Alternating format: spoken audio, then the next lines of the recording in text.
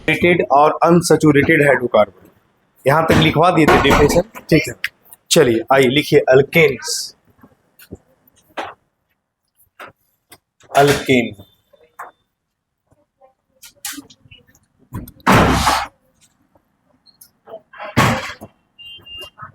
those hydrocarbons which contain,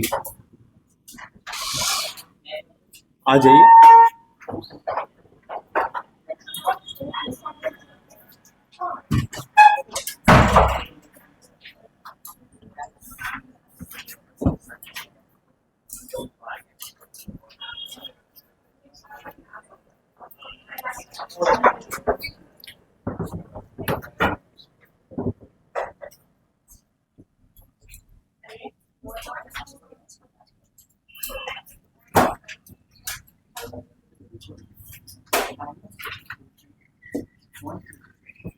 देखिए यहां लिखा हुआ है कोई भी वैसा हाइड्रोकार्बन जिसमें कार्बन कार्बन के बीच में केवल सिंगल बॉन्ड होता है, उसको हम लोग क्या कहते हैं? अल्केन। क्या कहते हैं? अल्केन। यानी कोई भी वैसा हाइड्रोकार्बन जिसमें कार्बन कार्बन के बीच में केवल सिंगल बॉन्ड हो, उसको हम लोग अल्केन कहते हैं। It's general formula is, it's general formula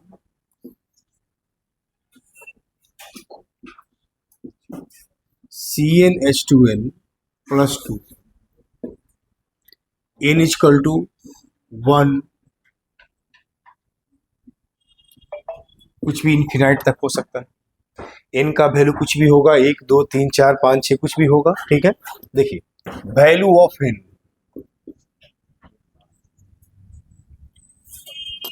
compound और उस कंपाउंड का नाम,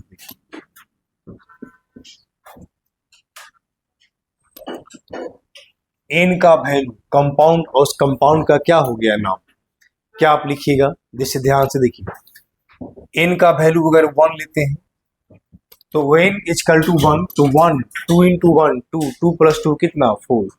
इसका मतलब कंपाउंड जो बनेगा वह CH4 बनेगा। इसका नाम क्या होगा? मीथेन। n इक्वल टू 2 ले लीजिए तो C2H6, n इक्वल टू 3 ले लीजिए तो C3H8, इसका नाम प्रोपेन। n इक्वल टू 4 ले लीजिए C4H10, इसका नाम ब्यूटेन। आ जाइए, मीथेन हो गया, इथेन हो गया, प्रोपेन हो गया, इस तरह कंपाउंड को भी आप लेते हैं।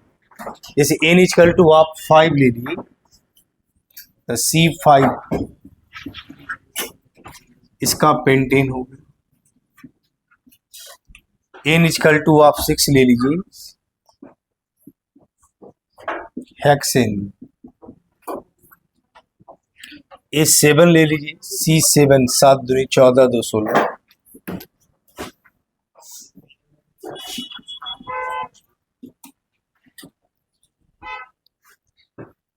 मतलब यहां ध्यान रखिएगा, ए हेप्टेन C6 5 हेक्सेन,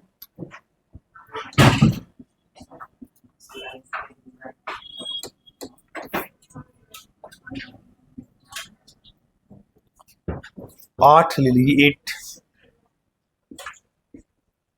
ऑक्टेन।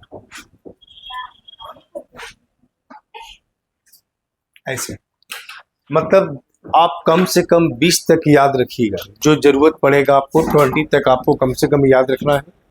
8 तक हो गया, अगर 9 अगर आप इसी के नीचे लिखिएगा, ठीक है, इसी के कहाँ लिखेंगे? नीचे आप लिखेंगे। अगर 9 है तो C9, इसको नोनेन कहते हैं। अगर 10 ले लीजिए C10,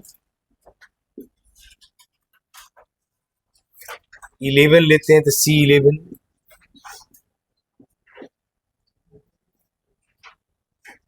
अगर 12 लेते हैं तो C12,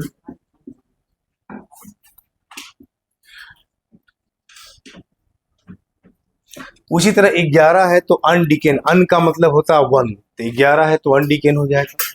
12 है, 12 है तो डुडिकेन हो जाएगा, ट्राइडिकेन, टेट्राडिकेन, पेंटाडिकेन, हेक्साडिकेन, इस तरह बढ़ते जाएगा। और ये 20 तक का याद रखिएगा। अगर कार्बन 20 लेते हैं ना, C20, इसको हम इकोसेन कहते हैं। क्या बोलते हैं? इकोसेन। ये 20 तक कम से कम आपको अल्काइल ग्रुप क्या करना है, याद रखना, अल्केन याद रखना। ठीक है, चलिए लिखिए इसके ऊपर, लिखिए सब लोग, लिख लिए, लिखिए।